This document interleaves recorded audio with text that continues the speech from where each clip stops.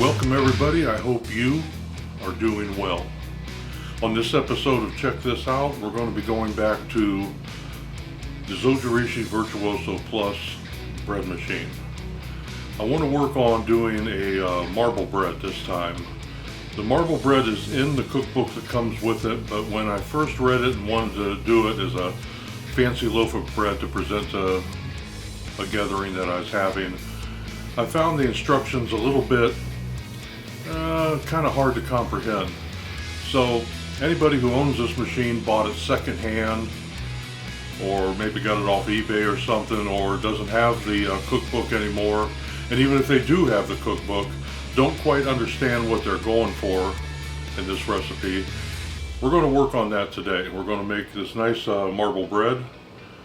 Tell you the truth, it does not taste that much different than regular white bread, but it sure makes a nice presentation. Also, we're going to get a chance, if you have never worked with the programming course function on here, we're going to have to use two separate courses on this. One that's going to be doing the kneading, then we're going to divide the dough down, then we got to put it back in again, we got to have it knead in the cocoa powder, and at that point then we got to bring it back out again, we got to combine it with the white part of it, put it back in and select another course on the rest time, the rising time, the kneading time, all of that, but I'll show you that as we go on. So let's get the machine set up and get going. Okay, let's start off by putting in our blades. I brought this up in one other video, but I found out that on this bread maker, if you align both of the blades going the same direction,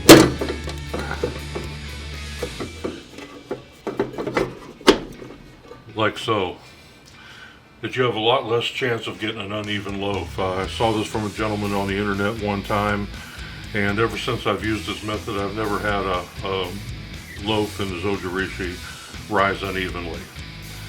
Okay, now let's go over and program it and show you the course functions and what we're going to need for each one of the courses in this bread. Okay, this course here is going to get just our first big dough ball together of just all white.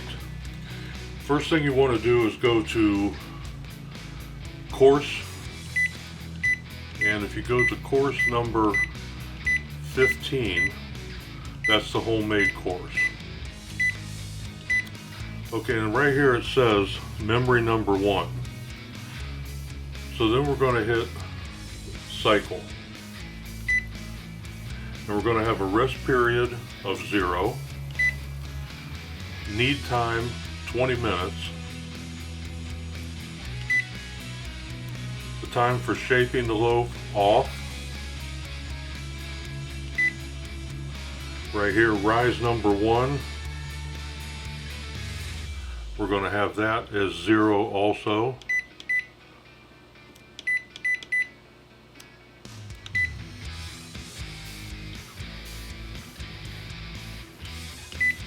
Rise number 2, we're going to have that at 0.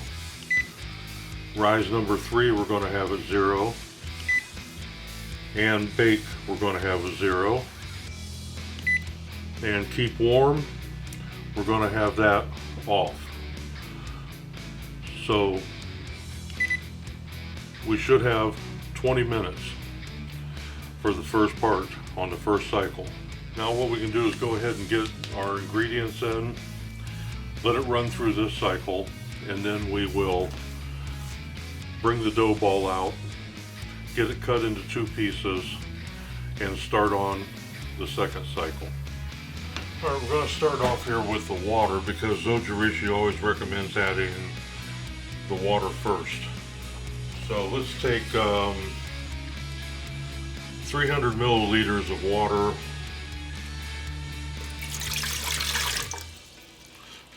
553 grams of bread flour. I didn't have any bread flour, so I just used regular all-purpose flour with 3 tablespoons of vital gluten. That gives me the extra protein I need and pretty much emulates bread flour. So let's put in that 553 grams. There we go. Now we need 60 grams, which is 5 tablespoons of sugar. This isn't really that sweet of a bread. It may seem like it, but this is like a 2.5 pound loaf, so that's really not a lot per slice. Then 8 grams of powdered milk, dry milk powder.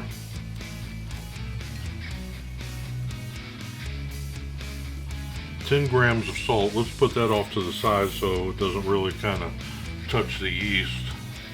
2.5 tablespoons or 35 grams of butter. And then 6 grams or 2 teaspoons. They recommend rapid rise yeast on this one.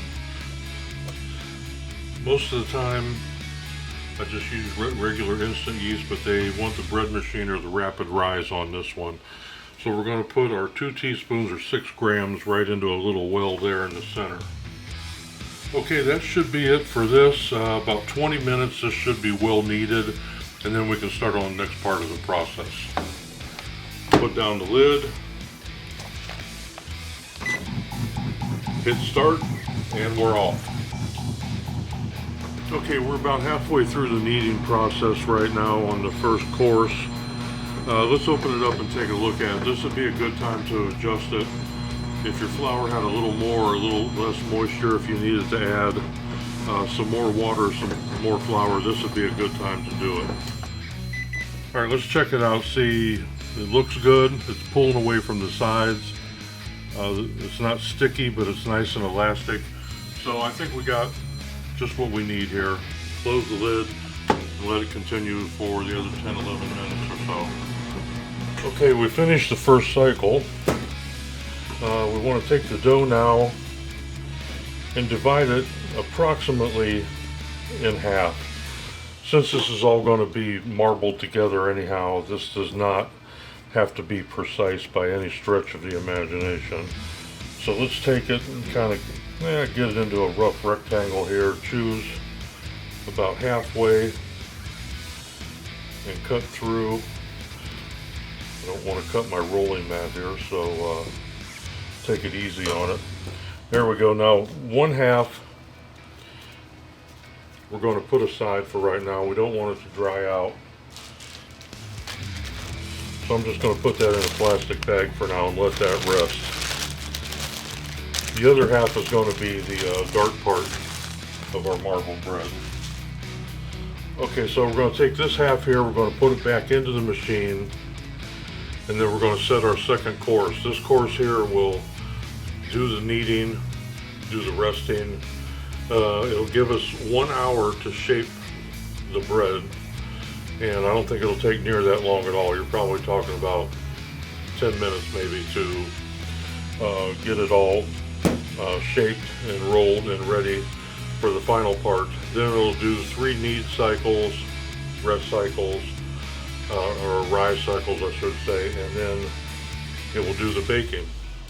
So let's go ahead and put it back in the machine and get going with the second part. Now at this point we're going to take our dough ball from 1/2 of the dough and we're going to put it right in. Next, what I have here is a cocoa paste slurry. This has 15 grams or about 3 tablespoons of unsweetened cocoa powder, about 30 grams, about 2 tablespoons of water, and about 4 grams of vegetable oil. And that'd be about a teaspoon. Alright, this is what's going to give us the dark part of our bread. Let's go ahead and try to get that in there. Alright, it's time to set up our second course here. This will be the final one. I hit the cancel button after the last one. And now we're going to select course again. And we're already on 15, memory number 1. I'm just going to leave that in there in case I need to make it again. If you press course again, it goes to memory number 2. We'll set that one up for doing the rest of our process. Okay, so cycle. We're going to want rest as 0, knead for 10 minutes, shape.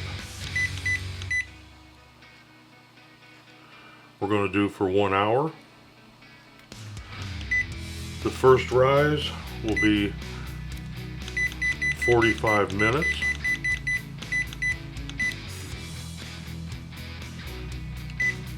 Rise number 2 will be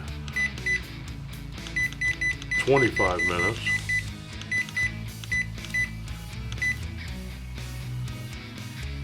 And the third rise will be 1 hour. Then we hit the cycle again, and our bake time is going to be for 1 hour also. Then we'll hit keep warm, off,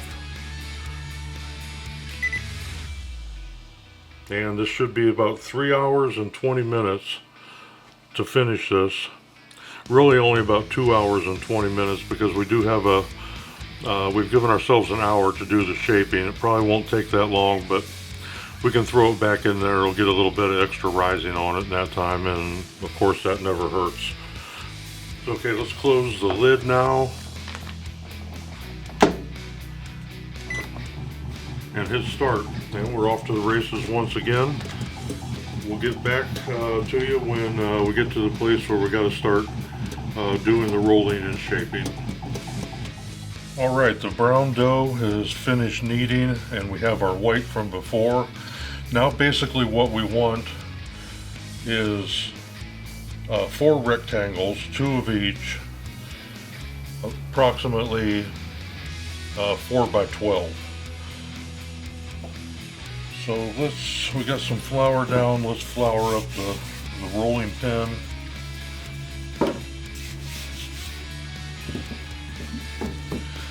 We'll get this one here cut approximately in half.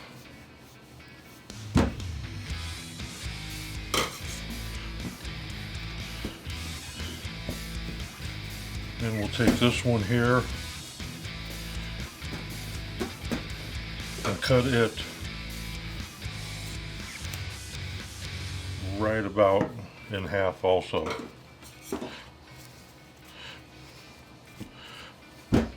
Alright.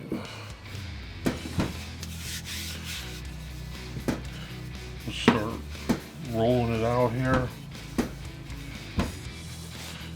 Get those out of the way.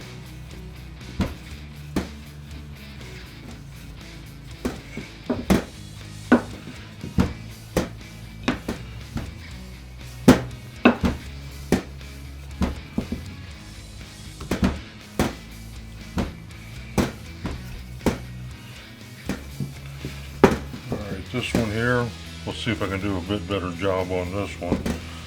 Yeah, it looks like that's going to be a little more square, possibly.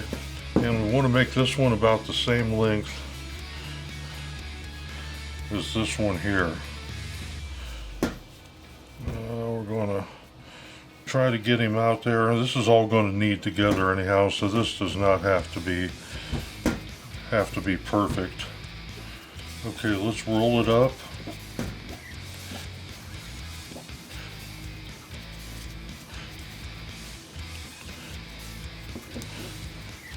And we'll seal the edges here a little bit.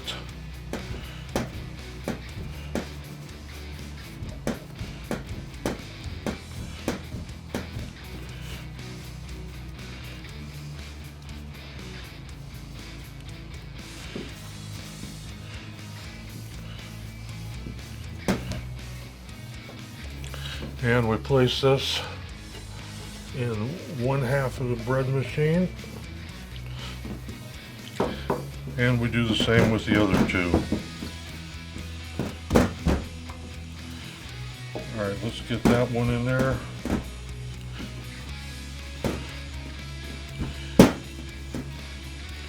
Get everything fairly close. And we'll roll this one up. And pinch it together. Close enough for government work, huh? And we'll put this one in the machine. Now all we have to do is just close the lid, and when it finishes our shape cycle of 1 hour, then it'll continue with all the rest of the kneading, rising, and baking. And when we come back, if everything went okay, we should have a nice loaf of marble bread. Well, our dough's starting to rise now. I thought we'd come back, take a quick look at it and see how it's doing. Okay, it looks like the yeast is pretty active. Things are starting to go well. You know, the one thing I wondered when I was looking at how to make this is how those 2 loaves in there become 1 loaf of bread, and how it kneads it together without mixing it all together into just a light brown loaf of bread instead of having the marble effect. Well, apparently what it does is during the 3 rise and knead cycles, it doesn't knead it very much, just a little bit, just enough to kind of knit the 2 loaves together, and that's what gives you the marbling effect. That's why I felt that the instructions were a little bit ambiguous when I was trying to do it the first time, and that's why I thought this video may help out so that you can kind of see how it all comes together. We'll check back on it in a little bit. Well, we've just finished the 2nd rise now. Did a little bit more kneading and it's on to the 3rd. Basically that's how it kind of knits it together. It doesn't do too much kneading. It just kind of pulls the dough balls together. So we'll come back and check it at the end of the 3rd rise, just before it starts baking, and then once again after it's done. Looks like it's doing pretty well. Let's open it up and take a look. It's getting ready to start to bake now. Yeah, that's up there. There's going to be some oven spring too on that, so I have a feeling this is going to be a good one. All right, let's close it up and let it bake. Take a look at it when it's finished. The machine just beeped saying, "Hey, I'm bread," or at least supposed to be. Let's take a look. Well, if that's not marble bread, I don't know what is. That looks fantastic. Let's get it out of there and have a better look at it. There we have it. That looks fantastic. I think this one turned out better than the first one I did. Hey, practice makes perfect, right?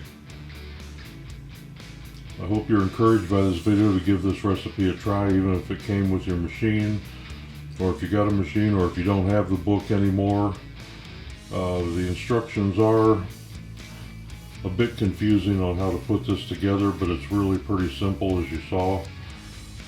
So I hope you're encouraged to give it a try. Thank you very much for joining me on Check This Out, and we'll see you next time.